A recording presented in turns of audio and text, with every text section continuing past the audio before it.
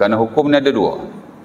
Ya, satu disebut sebagai ta'abbudi, hanya ibadah semata-mata. Ya.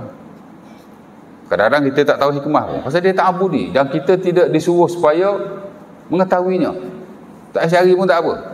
Ya. Kadang-kadang kalau kita cari pun buat nyusah. Dan kadang-kadang selain daripada tidak ada kepentingan, dia menyebabkan kepala otak kita pun jadi pening. Ya. Sembahyang subuh, pasal apa dua ya? Bilangan rakaat sembahyang ni ta'abbudi, absolute worshipping, mana kita tak tahu pun tak apa. Ya. Kalau benda tu penting, mesti ia diberitahu oleh Rasulullah SAW. Sebelum awak beritahu, Nabi beritahu dulu. Kalau benda tu penting lah. Tapi Nabi tak beritahu, maksudnya benda tu tak penting lah. Sebab ilmu ni berkait ibadah. Ibadah ni dia mesti absolute, from the Prophet, daripada Rasulullah SAW. Kalau Nabi sebut ada, kalau tak ada, tak ada. Sebab dia ta'abbudi. Ya.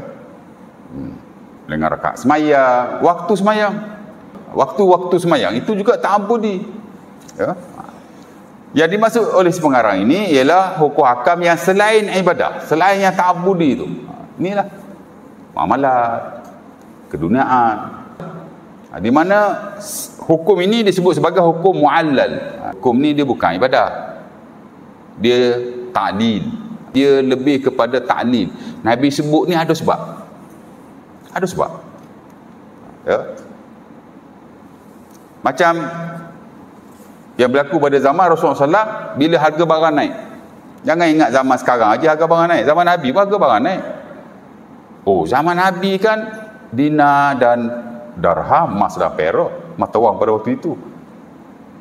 Mata wang, emas dan perak pun ada inflasi juga. Siapa kata tak ada? Kan? Dinar dan darham pun dia tak kalis inflasi 100%, ada inflasi juga. Bila sahabat jumpa dengan Nabi tak naik harga. Dan Nabi berkata, Allah wal musa'ir, yang naikkan harga ni Allah. Sebab itu majoriti ulama, termasuk standard mazhab Syafi'i, tuan-tuan, harga tak boleh dinaikkan oleh pemerintah. Tak boleh buat kawalan harga.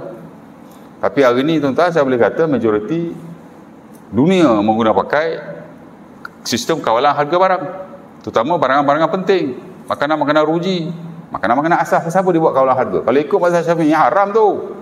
Dan itu pendapat majoriti ulama dulu. Pasal Nabi larang kan? Betul tak? Ya. Pasal hari ni kita buat sebaliknya.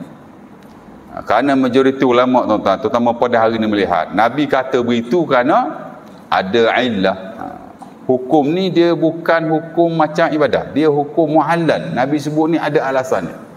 Apa alasannya?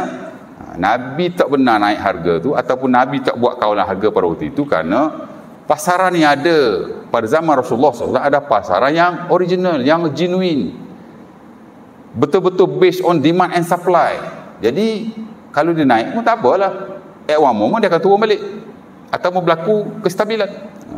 Tapi hari ni pasal apa orang buat kawalan harga? Kerana tidak begitu. Ya. Orang sorok barang, orang ambil kesempatan, ada manipulasi macam-macam. Mau tidak mau, setengah-setengah item tu mesti kawal. Diletakkan harga siap-siap. Jadi dia mu'allal lah. Ulama hari ni tuan-tuan banyak tarjih dalam bab selain ibadah lah ni. Mu'allal ni muamalat, pemakanan, pemakaian, dia lebih tarjih. Tarjih ni maknanya dia lihat secara keseluruhan, dia akan ambil hukum yang paling bagus, the best solution, the best hukum. Of course lah yang bersesuaian dan menepatilah dengan keperluan pada hari ini. Sebab itu selain daripada isu ibadah, isu mu'allal ni lah, hukum-hukum yang ta'lili dia panggil. Kita tak boleh sekadar melihat apa yang ada dalam buku, terutama buku-buku yang lama. Kita kena lihat fatwa-fatwa terkini. Ya. Kerana itu yang lebih orang kata apa, lebih baiklah.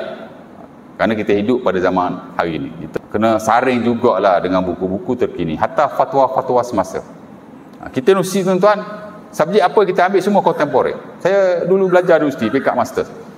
Yalah, kalau dulu tak ada sangat, tapi sekarang banyak subjek-subjek di UST. Kita lihat di peringkat tinggi lah, di peringkat master, PhD, subjek-subjek semua kontemporer. Kalau tafsir kontemporer, tafsir kontemporer.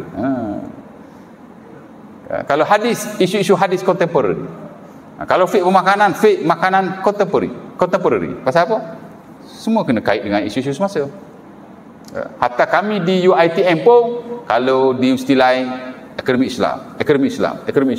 study, apa Islamic kami Akademi Islam Contemporary, dia panggil ASIS, Academy of Contemporary Islamic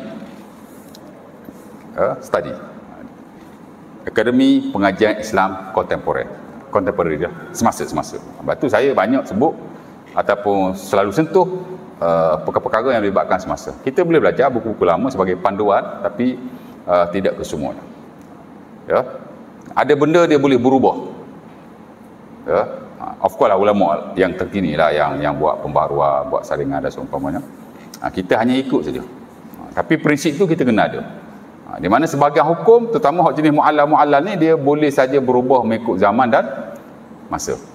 Kita jangan ingat semua pendapat ulama ni macam wahyu ilahi yang tak boleh diubah sama sekali.